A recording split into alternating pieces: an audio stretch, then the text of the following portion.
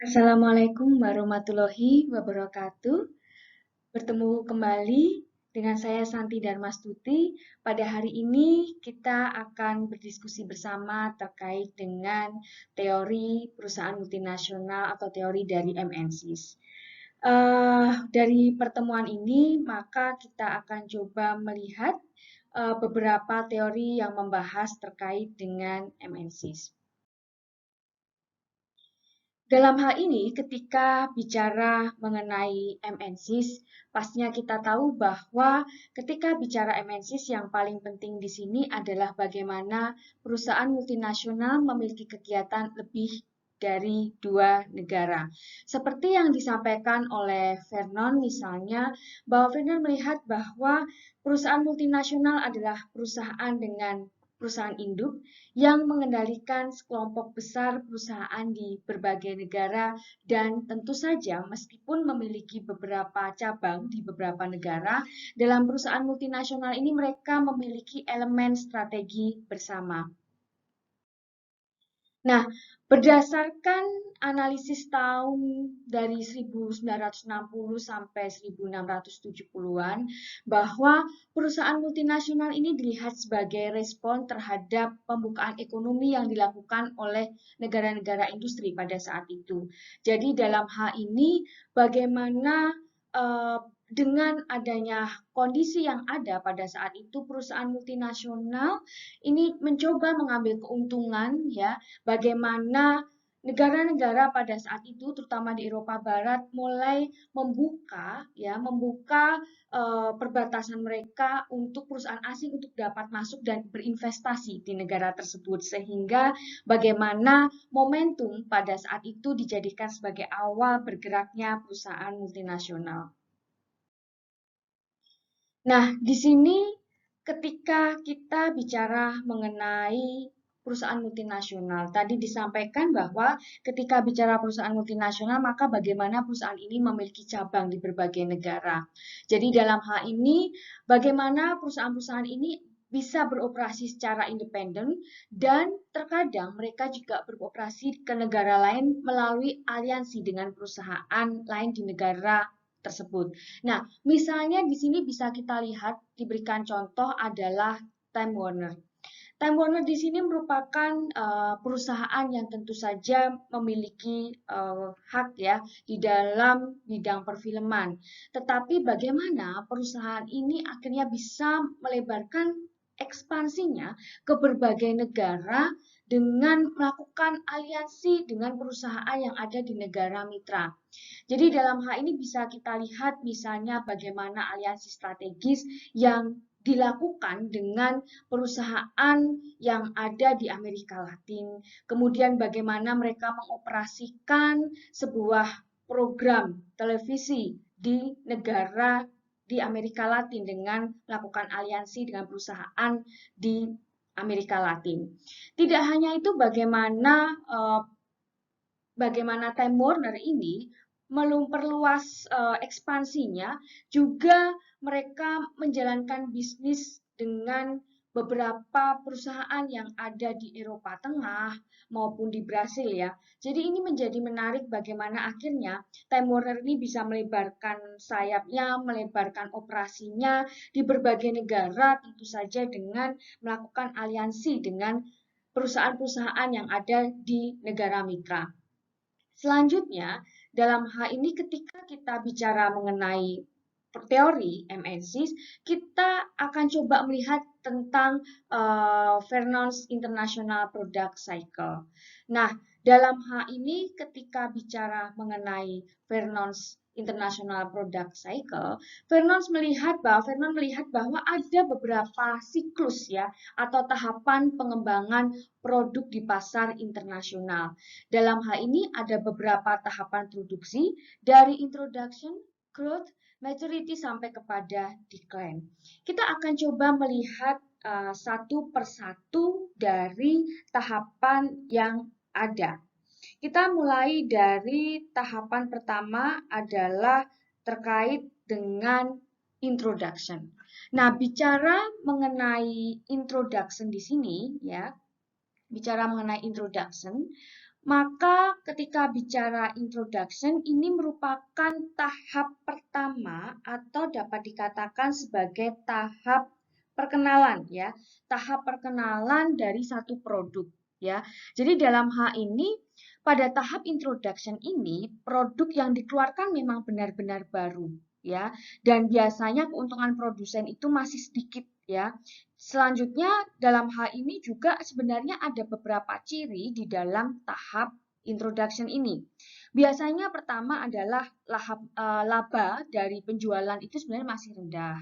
Kemudian harga produksi masih tinggi, dan biasanya pada tahap pertama ini promosi itu dilakukan secara besar-besaran ya. Karena itu tadi produk yang dikenakan memang benar-benar baru. Selanjutnya yang kedua adalah growth. Pada tahap growth atau dikenal dengan tahap pertumbuhan ini, maka di sini produk bisa dikatakan mulai berkembang pesat ya, dikarenakan masyarakat sudah mengenal produk yang tadi diperkenalkan ya. Selanjutnya pada tahap ini biasanya dicirikan dengan beberapa karakteristik. Misalnya ya, pasarnya semakin meluas, kemudian laba dari penjualan juga mulai naik, produk sudah dikenal oleh masyarakat, dan pada tahapan ini biasanya sudah mulai ada pesaing. Ya, sudah ada pesaing di sini. Dan biaya produk biasanya dalam tahap ini sudah cenderung turun. Nah, selanjutnya tahap ketiga ini dinamakan dengan maturity. Nah, di sini dalam tahapan ketiga ini atau dapat dikatakan sebagai tahap kedewasaan gitu ya. Jadi kalau pada tahap ini produk itu biasanya akan mengalami penurunan ya. Penurunan di sini bisa disebabkan karena beberapa faktor ya. Salah satunya misalnya tadi pesaing sudah mulai banyak ya pada tahap ini, sehingga tentu saja diperlukan inovasi yang harus dilakukan terhadap produk tersebut. Jadi dalam hal ini biasanya karakteristik pada tahap ketiga ini adalah labanya yang besar, gitu ya, laba sudah mulai besar. Kemudian ada persaingan ketat ya antar produsen, harga produk juga mulai turun, dan kapasitas produksi biasanya cenderung tinggi pada tahap ketiga ini. Selanjutnya tahap terakhir adalah decline ya. Nah, pada tahap ini biasanya produk akan mengalami kemunduran ya. Jadi dalam hal ini karena mengalami kemunduran, maka pada tahap ini produk itu harus diperbarui atau diganti ya dengan barang baru ya, sehingga perusahaan tadi bisa tetap bertahan di pasar karena kan tadi kompetitornya semakin banyak ya. Nah, kemudian eh, dalam hal ini ada beberapa karakteristik ya yang menjadi penciri dari tahap keempat ini. Yang pertama adalah karena ini adalah tahapan decline, maka biasanya laba mulai menurun, kemudian konsumen biasanya mulai jenuh, maka diperlukan adanya satu inovasi ya. Kemudian kapasitas produksi juga mulai menurun. Oleh karena itu tadi seperti disampaikan perlu adanya strategi dan inovasi produk baru pada tahapan keempat ini. Jadi ini adalah 4 tahap dari siklus produk internasional menurut Vernon ya. Jadi bagaimana satu produk itu tentu saja akan melalui tahap-tahapan yang disebutkan tadi. Selanjutnya di sini ketika bicara mengenai produk sendiri, maka di sini Vernon mengidentifikasikan ada 3 kategori produk ya. Ada new product, kemudian maturing product, sampai kepada produk yang sudah terstandarisasi. Nah, kita akan coba lihat di sini ya karakteristiknya.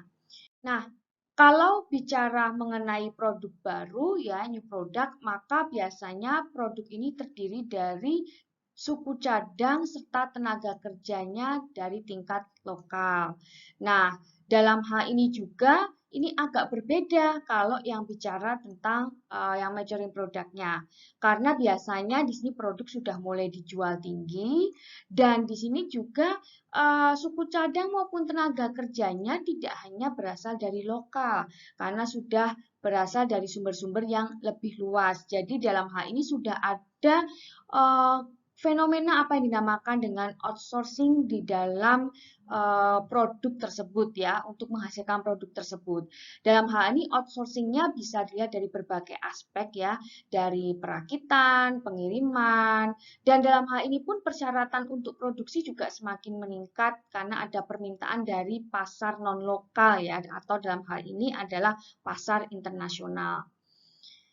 Kemudian, nah di sini ada teori lagi terkait dengan Dunning's Eclectic Theory atau sering dikenal dengan OLI.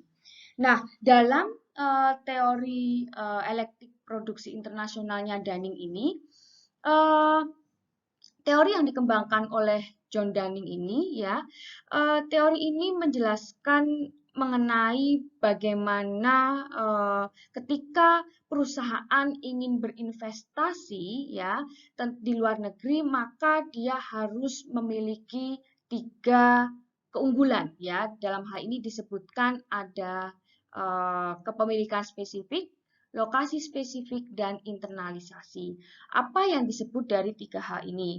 Bicara mengenai kepemilikan spesifik atau ownership specific factor, ini adalah perluasan di mana perusahaan harus atau dapat mengembangkan keunggulan spesifik perusahaan melalui kepemilikan pewujudan aset-aset yang tidak tersedia di perusahaan lain dan dapat dipindah ke luar negeri.